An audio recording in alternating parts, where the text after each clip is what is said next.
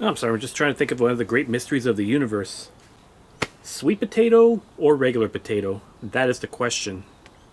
What do you think?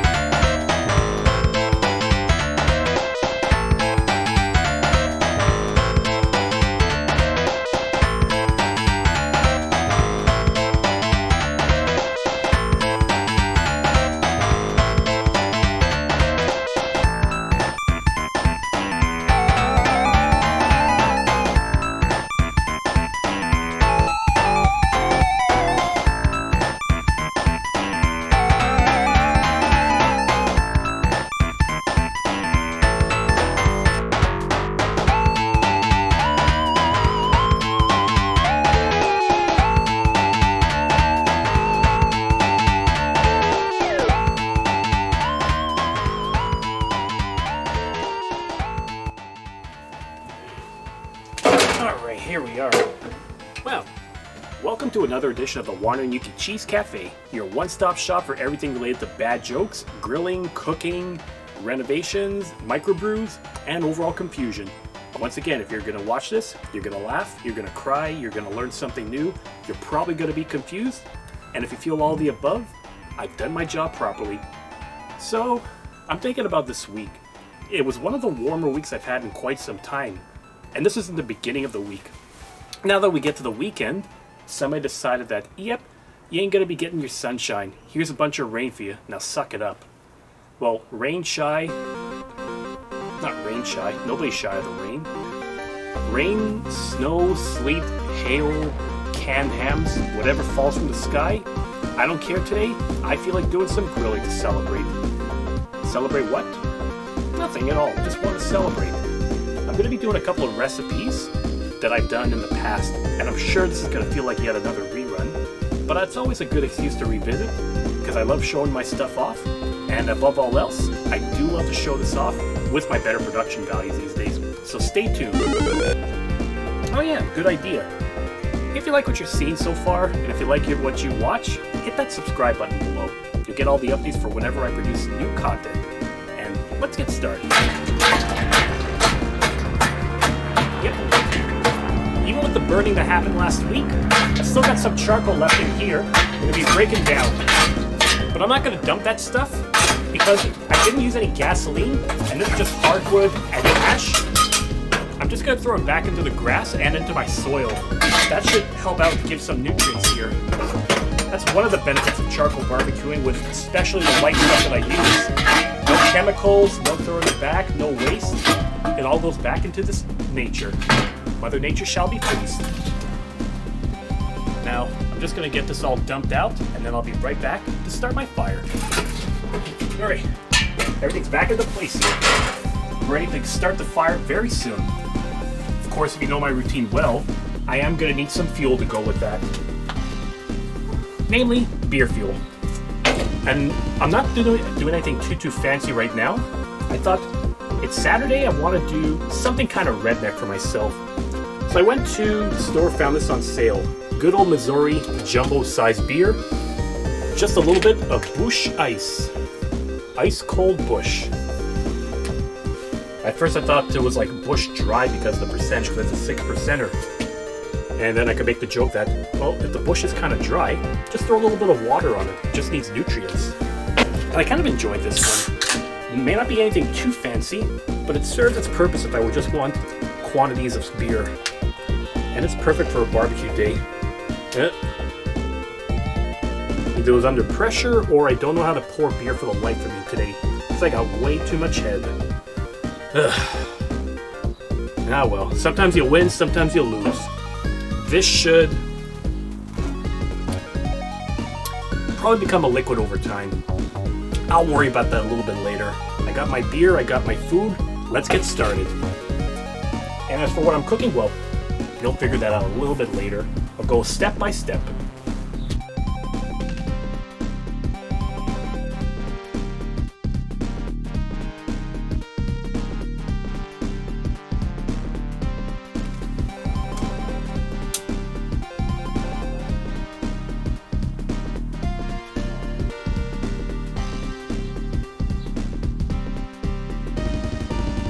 while we're waiting for that fire to really burn up so I can start preheating it, we're going to get the first step of the meal done. Once again, I'm going to be doing some good old-fashioned zucchinis. In case you haven't seen one of my previous episodes, I'm giving you a quick tutorial.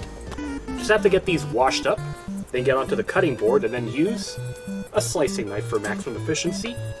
Then what you're going to want to do is slice off both ends. And don't worry about it rolling off to the table, because it's already been cleaned. Make sure all surfaces are clean. Now these tips, you can throw in the garbage I suppose, but most people are going to have enough composting facilities that they'll have it picked up in their house. In my case, I have a yard. I'm going to put these to good use. Here. Nutrients for the grass, nutrients for the soil, nutrients for whatever pests are running around. Anyways, all you want to do is get these off, and then you're going to have it nice and even, ready to slice up. And you don't want to have these too sliced up thin. All you want is maybe 1/4 of an inch. And then just keep up like this. Yep, this is a really good size. Let's do the same thing with the rest of this zucchini. And then you'll be ready to go. And don't mind the shaking table, it's just making a lot of noise. We'll have to get this thing checked out one of these days. That could be another project eventually. Now, okay, let's say I could get about a good 5, maybe 6 slices per zucchini. And it's not going to be perfectly even, but I don't personally care. I just want this to be good eating for me on the grill. So we'll get to the second one.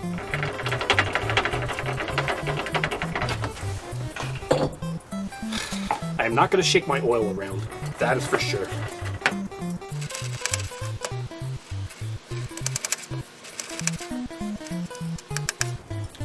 Just like that. Everything is all sliced up. Now you're going to go on to the next step, oiling it up. It's just going to be basic stuff. Just get a simple bottle of avocado oil, if it's within your budget, because from what I've seen, this stuff is really not cheap at all. But for my taste for doing vegetables, seem to have lost the cap. I'll fix it later.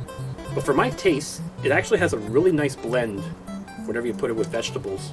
Just want to have a nice amount here. Once maybe 3 tablespoons. Then just grab a silicone brush and then just apply it on to each slice. You can do a little bit of massaging for both sides, but you don't have to get too crazy about it, because you can do the mixing on the other side once you flip it over on the grill. So keep at it until it's all seasoned up.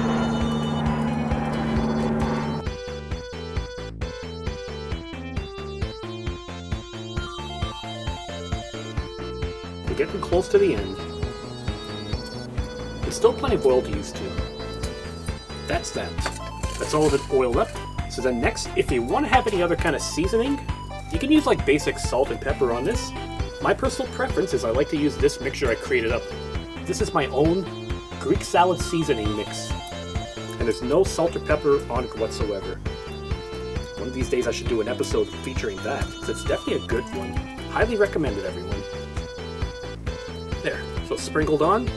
So that means all your zucchini is ready for when the fire is ready. Speaking of, gotta let this preheat now. Precious fluids. Yeah, this thing actually became a beer instead of just a foam. Gotta love the science. Now we're waiting for the fire to burn, and we got our zucchini set up. I'm gonna go for the next step, which is my baked potato. Funny, when I picked this up, this already came with the foil on it. It's it's designed specifically for baking it, or I guess for grilling. Under normal circumstances, if you're putting this in the oven, you're going to have to cook this for at least an hour on 400 degrees. But, just in case you haven't seen a previous episode of mine, there is a shortcut for that, and I'm going to show you right now on how to do it. So the trick to speeding up your baked potato process is using one of the most high-tech pieces of technology in your kitchen, namely your microwave. Yeah, this thing actually has a baked potato setting on here that I didn't even use until last year. But hey, I'm gonna accept it. So once your potato is out of the foil, well, first off, you should probably rinse it out just for good measure. That way there's any dirt left. then you know you're gonna be sitting pretty. Wait, is that what that expression is for? Am I making up stuff yet again?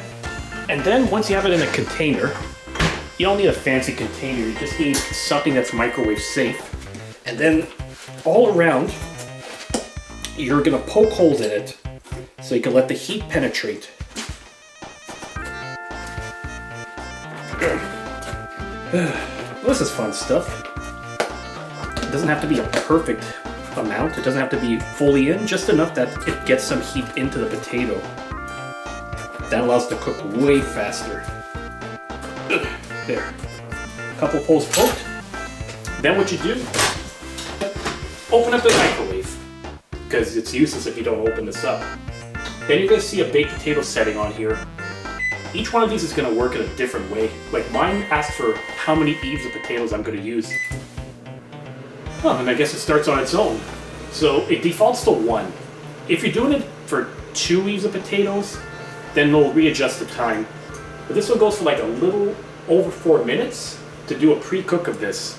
The idea is that once it pre-cooks after 4 minutes in the microwave, then when you put it on the grill, it's actually going to take you maybe half an hour on 350 degrees. Now that is a shortcut that's worth saving some time. So, once it's all done, I'm going to wrap it back up in the same foil, keep it aside until the barbecue heats up properly. Excellent. Potatoes all pre-cooked. Put back on the foil, and just for safety measures, I put on another layer of foil, just so this thing doesn't burn completely in the fire. Ooh, warm. This is really hot stuff. And by correlation, I'm hot stuff. Not to say I'm Donna Summer, but that's a debate for another time. So I'm putting this aside for now. And fire wasn't going as well as I was hoping to do it, so I had to use a 4th cube to try to get the charcoal lit up yet again. Man, second time this happened to really lit up. Man, I'm so frazzled by my lack of fire that I'm losing my words. Oh well, better get some more fuel. Nice. When I was done with the charcoal, I was taking a look at my garlic patch, because my mom was kind of asking, like, how's it going so far? Is it starting to grow? Nothing growing just yet. I am hoping to get some results of it, and I'm sure you are too if you've been following me for a while, because that garlic patch was the inaugural episode of the Wandering Yuki Cheese Cafe, and hard to believe it's already been that long. Looking forward to it.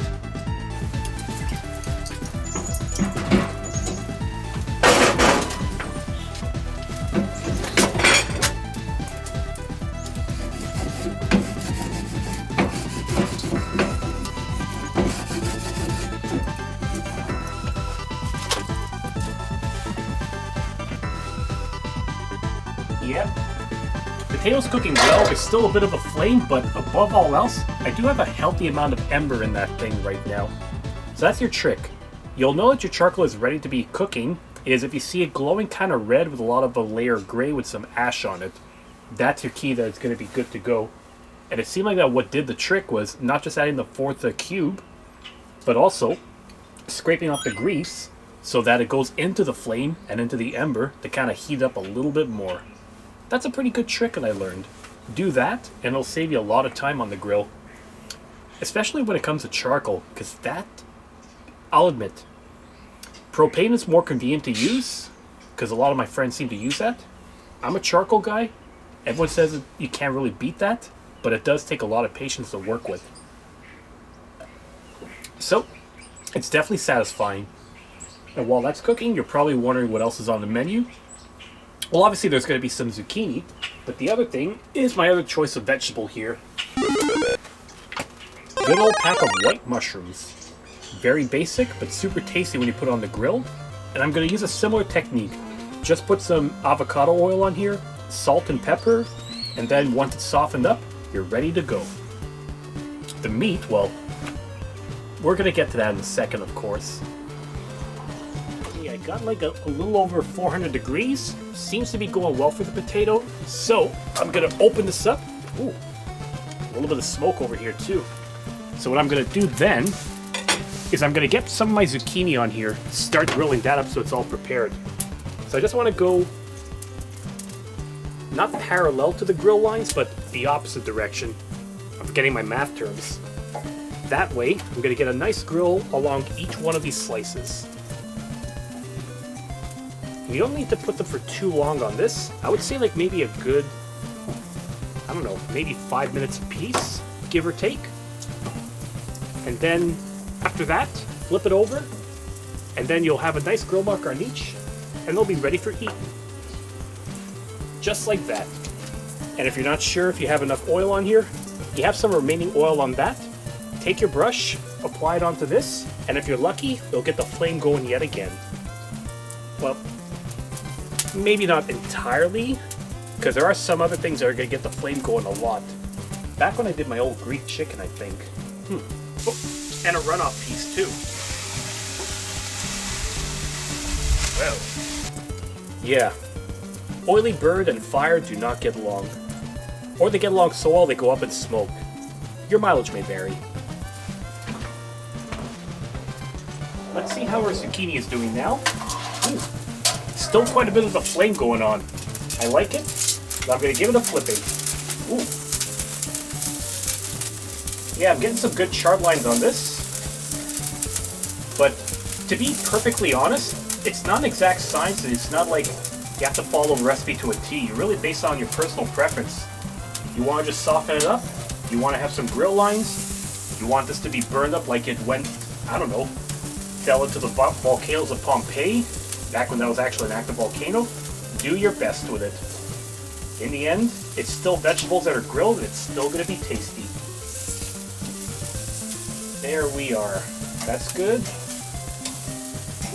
One more left here. Ha.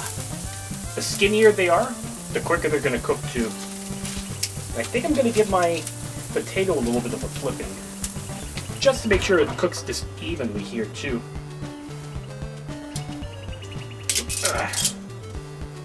This is the first time this thing jammed on me. Damn dull Sturge tongs. Ooh, yes. Let's give it one more flip after a few minutes, and yep, seems to be good. So I'm just going to keep these aside for now. And then when it's time to eat, I'll just take whatever I want. Oh yeah, the skinnier they are, the quicker they're going to fall apart too. But don't worry too much about it. Definitely stoked to have zucchini grilled. I enjoyed it in the past, but I especially love it when I start putting on fire. Everything tastes good when it's set on fire, right? Ooh, oh no! I almost lost my zucchini there. It's like I was about to make a sacrifice to the gods.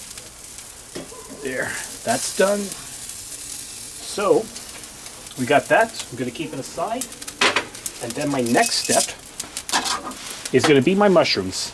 And yes, I've already washed them. Just throw them on anywhere here. Actually, I'm just going to make it a lot easier. And in case you're hearing that sizzling, that's just the remaining water when I was washing this off. It's nothing to, it's not the end of the world. Actually, I'm going to put this onto the front so I have a little bit more control. And it's close to me to work, so I don't have to overstretch. Not that I have to worry about overstretching, because I do have freakishly long arms. That comes in handy a lot more than you expect. And now, the finishing touch, the olive oil, avocado oil. This, you just want to dab it on a little bit. And yes, you're going to get a little bit of flame. Once that oil makes contact with the embers, it will fire up a little bit. Still, not the worst kind of flame. At least compared to my oily bird Greek chicken that I've done. There, just like that. Give it a good cover.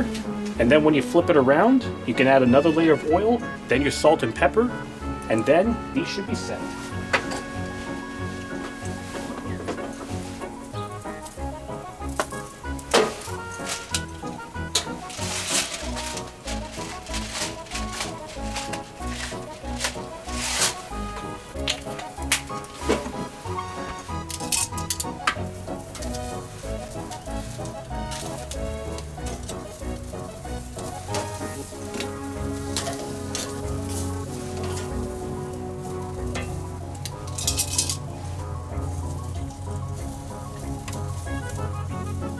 Just in case you're wondering what I'm doing, I'm adding one final dab of oil onto this. I want to make sure I make the most of this while I still have it in the jar. So I don't want it to go to waste. This stuff's expensive, like I said. Not like canola oil or, to a lesser extent, some olive oils. Unless you're going for some of those fake olive oils I've heard so much about. Yeah, those are apparently a thing. And people who are more versed in this than me, you can correct me if I'm wrong. There. It's well applied. And I still have enough oil in here that I can apply it to the surface of my grill for when I'm ready to do my meat. I think based on that smell, it looks like these things are charring up well. Actually, no, they're not charred, they're just perfect. Soft enough, so let's get this onto the plate.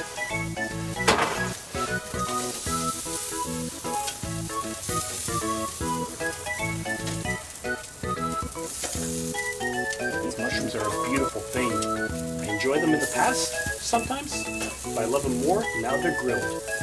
But baked or sauteed in some pasta, they're also a beautiful thing.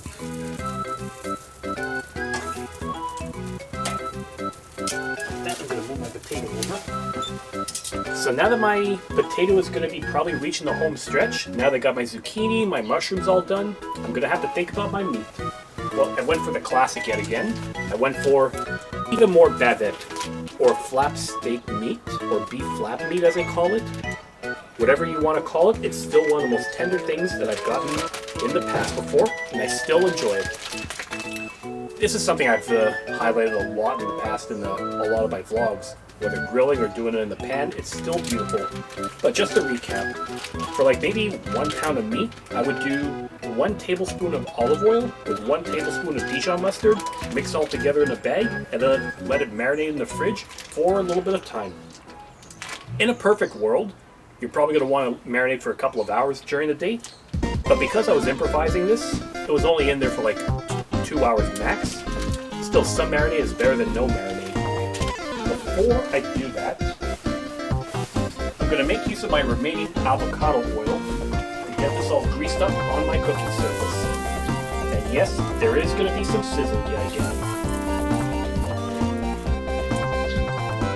don't want this to go to waste because I do want to put this to good use. So now that's done. Get it out of the bag. Love that sizzle. Get this out, and then close this. You could probably do this in 15 minutes, so maybe 7.5 minutes tops on each side. You're gonna get a nice char. But if you're like me, and if you like your steaks like medium rare, this is like the perfect balance. There we are, 400 degrees. I got maybe a couple minutes left on my potato. This is a case where overcooking is probably better than undercooking it, because believe me, if you've undercooked potatoes before, you know exactly what they're like. Hard, they're not very tasty, and I wouldn't recommend it unless you like to torture yourself. I guess that's what whips are for. Oh, what am I talking about? Steak should be done soon too, on one side and then ready to flip. But I know one more thing, I need some fuel. So I figured I'd go for another New England IPA now that I've had my jumbo portion. And there's a new one that I found that I never even seen before. Like, I've shown off Farnham in the past, Farnham in Quebec, and they do have another one called a Citra New England IPA, kind of related to my Supersonic IPA I've highlighted in the past. And this one is called Hazy Camper. There we are. Hazy Camper New England India Pale Ale. Yeah, normally they just say New England IPA. They never spell the whole thing completely. But I'm going to give this one a shot. It's only 5.9% too, so not too strong. It's like a typical one. Let's see what this color is like. And what is that floating on the top? Ugh. Could just be runoff from barbecue. Oh well. Not the end of the world. There's alcohol in here. Whatever germs are there, this is going to kill it. Ah, beautiful. Unfiltered, citrusy, definitely my style. As for the phrase hazy camper, I don't know, maybe you're somewhere out in the backwoods in New England, most likely in Maine.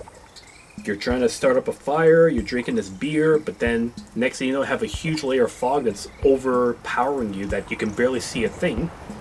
unless you happen to have like a torch, spotlight, or something that's so strong it's going to beam right through the fog. I suppose that, you know, the Wolfman is going to be over there too, and you got to watch your back, watch your front. Just don't trust anyone. Make sure that you're not going to be under attack by anything while you're camping. It's almost like a double meaning there. Hazy camper means you can barely see a thing, and hazy, well, all your senses are blinded because of whatever. And yeah, if my buddy is watching this, he's probably going to just say, warning, fishing for cheese. So I should probably just stop there, enjoy my beer, enjoy my steak while I can. But hey, what can I say? If I'm going to highlight any beers, I'm going to look at the labels, I'm going to look at the names and just think, how else can I make this entertaining, and how can I make this so absurd that you'll just laugh, scratch your head, or just moan in you know, disbelief or embarrassment. I tend to embarrass people sometimes. I don't try to do it. I have good intentions. Alright, it's been like a good 7.5 minutes. It's time to flip this thing. So a good Bavette. Oh yeah, this is what you want to look for. Just a few good grill lines on here, but you don't want to overcook it. Because if you don't overcook it, you're still going to get a lot of tenderness in there, even if it's done medium rare. That's the beauty of this. And I guess just to make sure this is fine, I'm going to take my tongs, apply it to the grill directly. Well, this has been cooking in 400 degrees Fahrenheit. If I put this up against, it should kill whatever remaining germs are there. So there, that's done. Seal up again, let it cook for another, I guess, 7 minutes, and then we're up to good eating so far. Well, let's see how this is looking. Yep, this Bavette is pretty tasty, juicy, smells really nice. And on the other side, oh, just good. So keep it on my plate. I'm sure my potato is in good order as well, so keep that aside. Time to go get some eating done. Oh, and some drinking.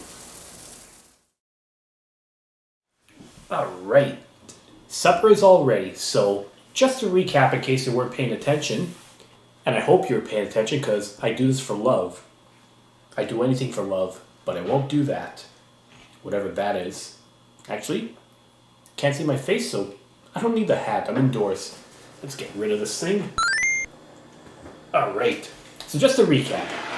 I've got my marinated Bavette steak that I usually like to do, one giant ass baked potato, some mushrooms in a bit of oil, salt and pepper, and my zucchini with a bit of my avocado oil and my homemade Greek salad seasoning mix.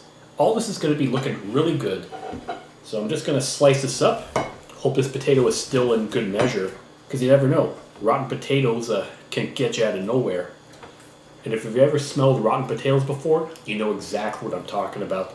Ugh, what a nightmare. Okay, nothing wrong with the skin. There is one more element to this too for the potato. Your fattening of it, or just something to flavor it up. I've been given some feedback that I can use olive oil after I've done the pre-cooking phase. Like, put it in the microwave, sprinkle some olive oil onto it, wrap it in the foil, and then throw it on the grill. While that is nice, truthfully, I do like my butter. Because you can't really beat the taste of the butter on the potato like that. Like this, spread it around, just leave it there. And if I need backup, I have it right here for me. Because if you use olive oil, apparently you don't really need butter, because that really seasons it up well enough. Oh, and yes, my New England IPA. Seriously, this stuff is really good. Like, just when I think I've discovered everything, there's always a brand new IPA that I can discover out there. As much as I think that the microbrew scene is oversaturated, in reality it just means that there's always something new that I can find and enjoy. Alright. So a good Bavette steak. Let me take a look how this turned out. Charred well, a little bit of pink, but not too pink that's going to be like borderline rare. Your mileage may vary with that. But in this case, super excellent. Really tender, and you don't have to worry about if you're eating raw meat, despite the fact that you like tartare. Honestly, this stuff makes me happy. What better way to be home on a Saturday than to grill, enjoy some beer, and share this stuff with all of you watching. So thanks for watching, everyone. If you like what you see, you know what to do. Hit that subscribe button below. Leave a like so I know that at least people enjoy this video. Leave a comment if you have a suggestion. Share this with anyone you think is going to enjoy it too, because, hey, the more people watch this, the merrier I am. Catch y'all later.